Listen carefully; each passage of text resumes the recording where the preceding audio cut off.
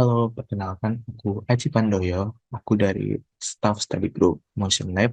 Di sini aku akan menjelaskan tentang design thinking. Sebenarnya design thinking itu apa? Design thinking adalah proses berulang di mana kita berusaha memahami pengguna, menantang asumsi, dan juga mendefinisikan kembali masalah dalam upaya mengidentifikasi strategi dan solusi alternatif. Design thinking sangat berguna dalam mengatasi masalah-masalah yang tidak jelas atau tidak dikenali dengan melakukan reframing masalah dengan cara-cara yang berpusat kepada manusia.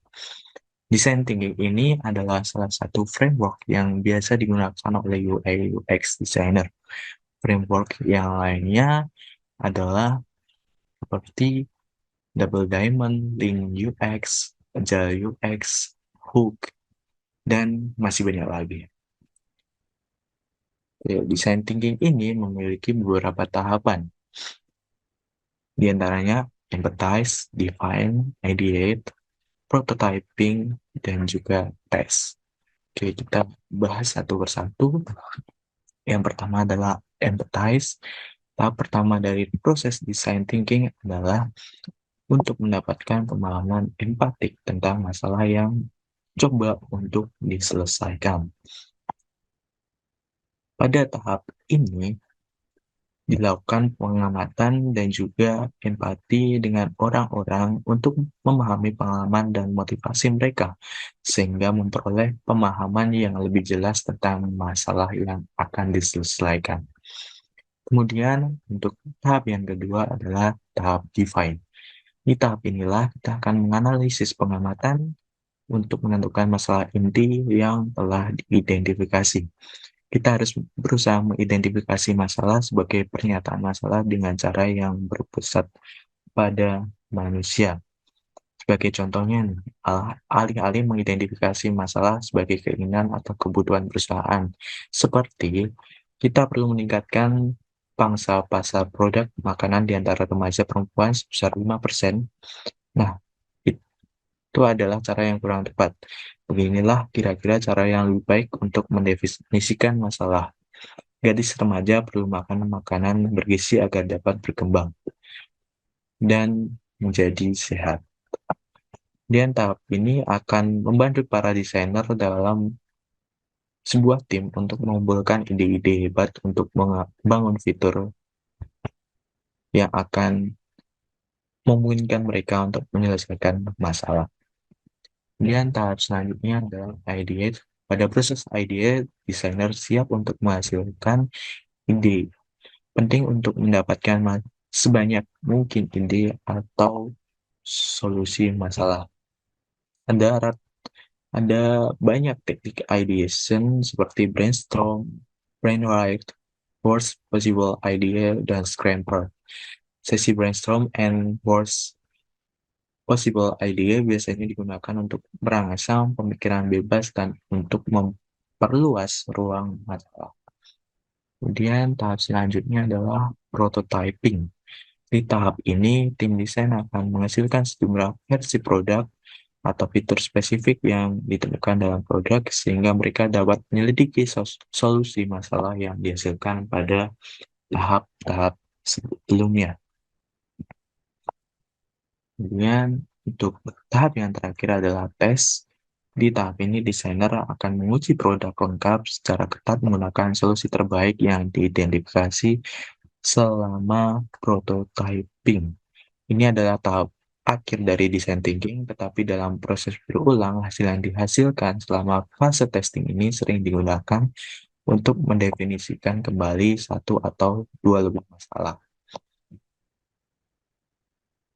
Nah, itu adalah tahap-tahapan dalam design thinking. Untuk tidak bingungnya, kita akan mencoba menggali penerapan design thinking dalam aplikasi Gojek. Yang pertama, empathize. Di dalam empathize ini ada narasi nih, keprihatinan Pak Nadiem Makarim, sang pendiri Gojek. Kembali ke tahun 2010, ojek merupakan pilihan transportasi Pak Nadiem di Jakarta. Seperti masyarakat lainnya, kemacetan Jakarta memang sudah kian meresahkan. Banyak yang pada akhirnya memilih ojek karena kemampuannya dalam menerobos kemacetan ibu kota. Di Empathize ini, Pak Nadiem Makarim melihat apa sebenarnya masalah yang dialami oleh calon pengguna dari aplikasi yang akan dihasilkan. Nah, masalahnya adalah macet terutama. Kemudian ojek menjadi satu pilihan karena dapat menerobos kemacetan itu. Kemudian tahap selanjutnya define. Nah, atas dasar masalah tadi, Pak Nadiem tergerak untuk memperbaiki transportasi di Indonesia. Menurutnya, masalah kemacetan harus diselesaikan dengan solusi alternatif, khususnya ketersediaan transportasi yang memiliki mobilitas tinggi dan mudah diakses. Nah, pada tahap ini, Pak Nadiem Makarim tergerak untuk memperbaiki transportasi. Nah, jika transportasi umum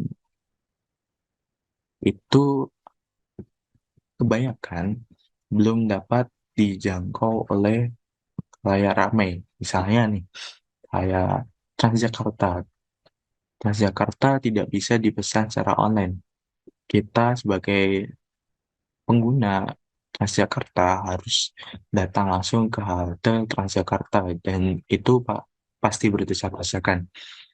Nah, itulah yang dipikirkan oleh Pak Nadiem Makarim dengan mudah diakses dan juga mobilitas tinggi karena Transjakarta sendiri memiliki jadwal tertentu yang tidak bisa sembarangan waktu digunakan. Misalnya pada tengah malam, Transjakarta mungkin sudah tidak beroperasi.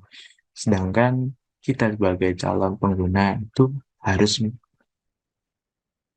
pulang dengan menggunakan transportasi tersebut. Nah, ini apa yang dikatakan oleh Pak Nadiem Makarim terkait mobilitas tinggi.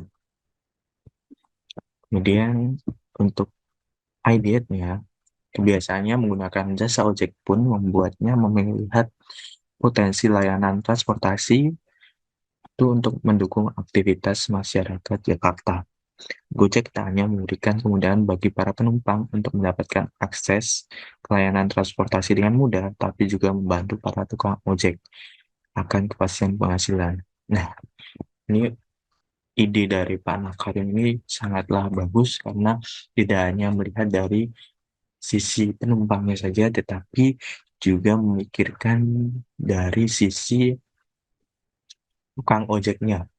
Nah, jika penumpang tadi sudah terdefinisikan masalah dengan baik, nah ini tukang ojek ini juga menjadi masalah, terdapat masalah pada tukang ojek ini. Masalahnya apa?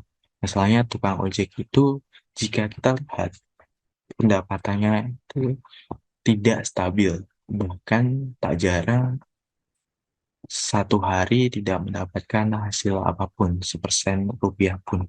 Nah, melihat kejadian itu, Pak Nadiem memiliki ide untuk membuat suatu platform online yang dapat menghubungkan pengguna atau masyarakat selain tukang ojek dengan tukang ojek secara langsung dan secara online, sehingga dapat diakses dari smartphone mereka sendiri-sendiri. Kemudian untuk prototipe-nya, ini bisa kita lihat pada aplikasi Gojek yang memiliki prototipe yang simple tapi useful. Fitur-fitur yang terdapat di dalam Gojek juga sangat membantu masyarakat untuk menyelesaikan masalah sehari-hari. Nah, dilihat dari masalah tadi, yaitu kemacetan, maka Gojek menyediakan fitur Go Ride yang dapat memesan tukang ojek dengan sangat cepat dan juga fleksibel waktunya. Kemudian ada tahapan tes. Pada awalnya ini Gojek hanya mempunyai fitur Go Ride saja. Namun dengan dilakukannya testing berulang kali, Gojek menghadirkan fitur lain seperti GoCar, GoFood, hingga GoSend. Tidak hanya dari penambahan fitur, tetapi juga tampilan UI dari aplikasi ini sudah mengikuti zaman. Nah, jika kalian mengikuti aplikasi Gojek ini mulai dari awalnya, itu tampilan UI-nya belum seperti sekarang, belum, masih sangat simpel sekali, dan belum ada icon-icon yang mudah dikenali seperti sekarang. Belum ada ilustrasi-ilustrasi juga yang membuat kita pengguna itu merasa interest dengan aplikasi ini. Nah, dengan testing, dengan pengecekan kembali, oh ternyata dilihat bahwa ada nih suatu masalah lagi, yaitu misalnya dalam sisi GoFood, masyarakat itu tidak bisa memesan makanan secara langsung ketika di jam sibuknya.